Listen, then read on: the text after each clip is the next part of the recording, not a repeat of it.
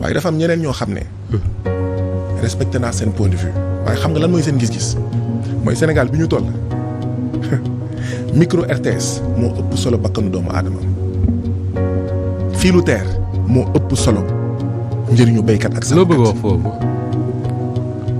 table assemblée nationale moo ëpp solo l'avenir d'un pays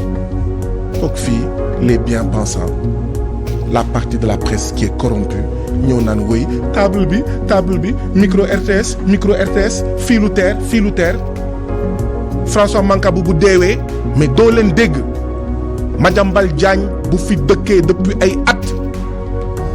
di am une attitude de casamance-phobe. Casamance-phobie c'est la contraction de deux mots Casamance et phobie. du ñu wax ñu jàpp ay jigéen 2021 Ziguinchor ci événement yi yàlla bu mu amaat ñu wat leen ñu ne pat ak yeneen yoo xam ne xew na fii Sénégal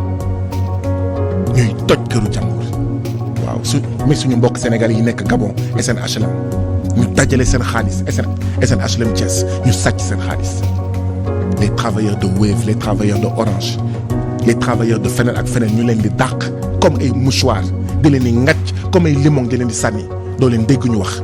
ndax benn micro RTS ndax lan benn table bu tuuti ndax lan benn fil terre ñuy mbaw c'est normal ce sont des courtisans maanaam ay géwélu buur lañu les courtisans du roi. waaw mais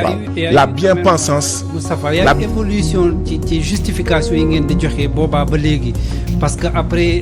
12 septembre bi dégg nañu Barthélémy Dias ne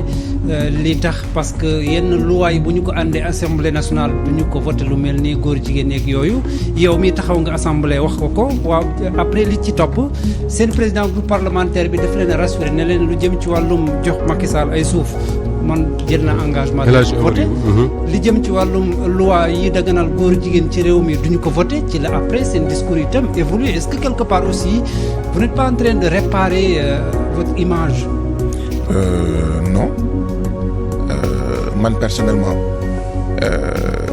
bi affaire yi amee ba léegi mais journalistes yu bëri woo nañ ma invité nañ ma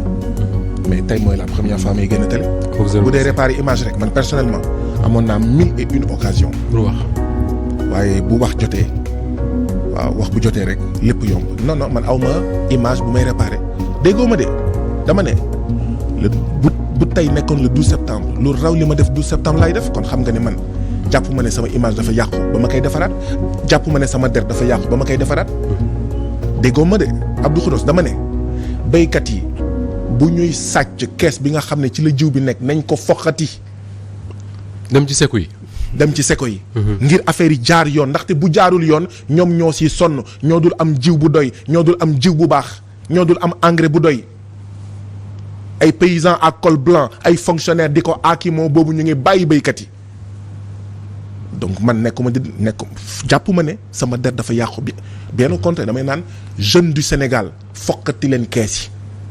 yi. sàmm leen keesu église yi sàmm leen keesu jàkk yi sàmm leen keesu ASC yi sàmm leen keesu syndicat yi sàmm leen keesu parti politique yi sàmm leen keesu mouvement citoyen yi sàmm leen keesu mairie yi sàmm leen keesu